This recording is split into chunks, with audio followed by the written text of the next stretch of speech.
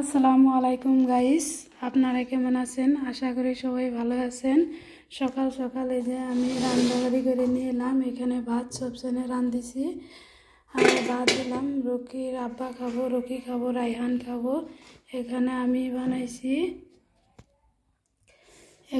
বানাইছি ডিম আর বাগুনের বড়া আর আলু ভাজি। দেখতে পাচ্ছেন কত সুন্দর। এখানে আমি ক্ষেতের ধনিয়া পাতা আর পেঁয়াজের পাতা, রসুনের পাতা দিয়ে, জলফাই দিয়ে আমি কত মজার ডাল বানাইছি, কত সুন্দর। রকি তোমার ডাল দেই, ডিম নিবা না? এই যে পাতে পাতে আমি ডিম দিয়ে দিছি, একটা একটা করে ডিম দিয়ে দিলাম। এখানে দেখছেন কীরকম হয়েছে। যদি আপনাদের ভিডিওটা ভালো লেগে থাকে লাইক কমেন্ট শেয়ার করবেন। আশা করি সবারই ভালো লাগবে। ধন্যবাদ। খুদা হাফেজ।